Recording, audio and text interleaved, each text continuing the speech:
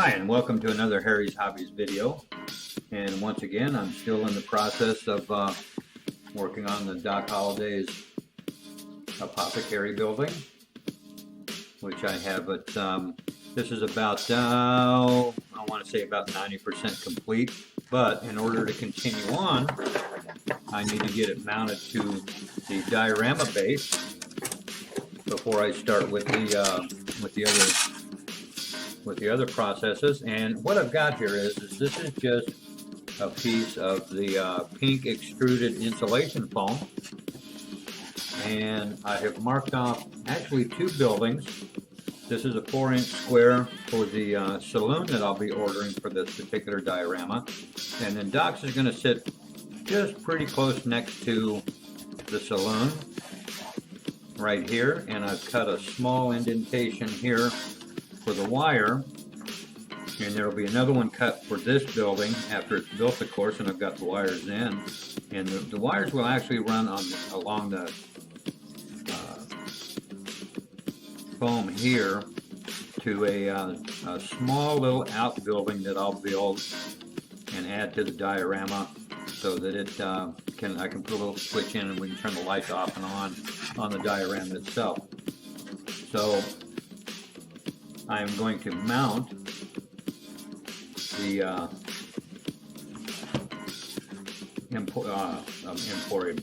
the Apothecary. It'll be mounted right here, and then I can continue on. I'll add some gravel. And what I've got for the this part to get it kind of dirtied up, and that is I'll just be using some sand that I purchased from Hobby Lobby ages ago.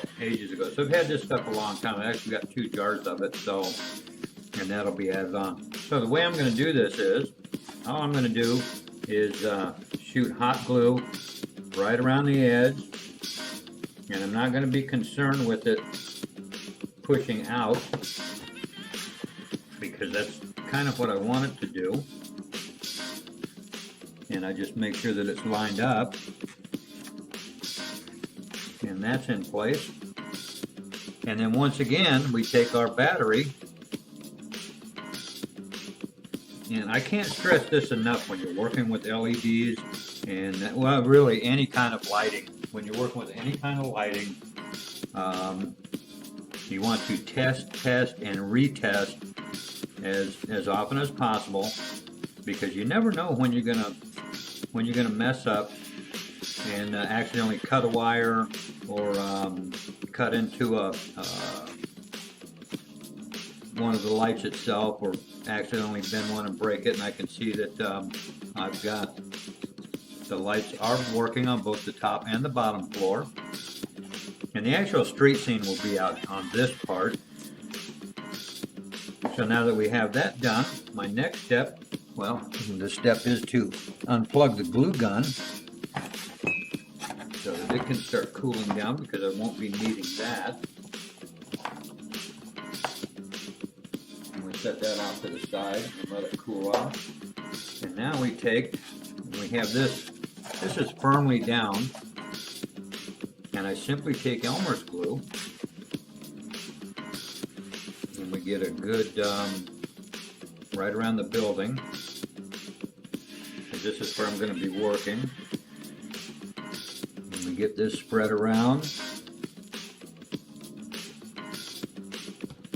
And this is kind of the fun part. You get to get your fingers loaded with glue, because you got to spread it out and go along.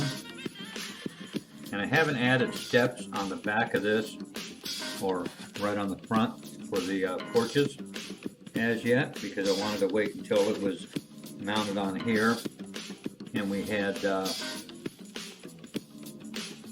ground set kind of there and ready to go.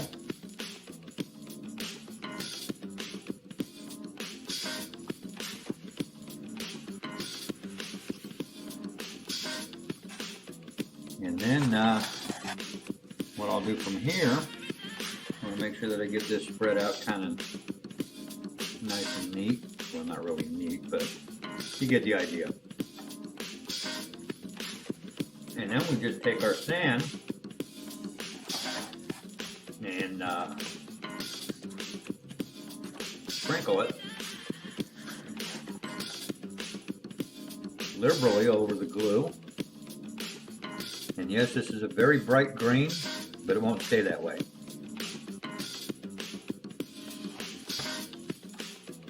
It won't stay this bright green because it will be painted and it will be weathered out.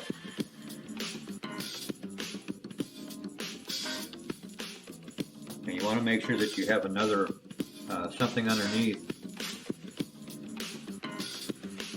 the, where you're pouring the sand, and I'll show you why in just a minute. You get enough up front.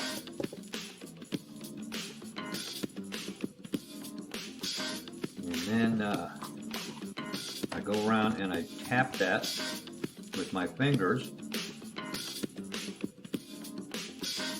Make sure your fingers are really dry when you do this so you don't get a lot of the sand built up on your fingers, sand and glue, because it's not fun. Well, it doesn't really hurt, but just kind of a pain in the butt to clean up. And what I do is I tap that into the glue all over and make sure that it's been pushed in all over the place quite liberally.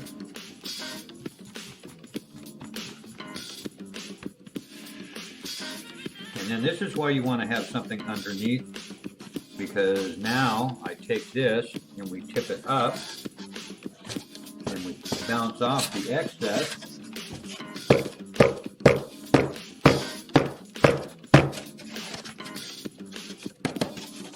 And you can see I've got it all nicely covered. And now it's just a matter of letting this dry. And then the reason you have something underneath, and this is so you don't waste, you can see how much I've got shaken off. And what I do is I just add that back into the jar so that we're not unnecessarily throwing away massive amounts of stuff.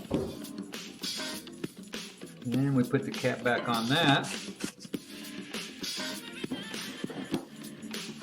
And then from there, we have the Apothecary on its base. And from here, I'll do some painting and change this green to a weathered brown and give it a dirt look. And we'll go from there. And I'll get some pictures of this. I'll get some pictures of it being green, and then I'll get some shots of it with the brown covers, with the brown colors that are going to go over it, so to give you guys an example of how that looks. And that'll be coming up following this video. I hope you enjoyed this short little tutorial. And once again, thanks for watching.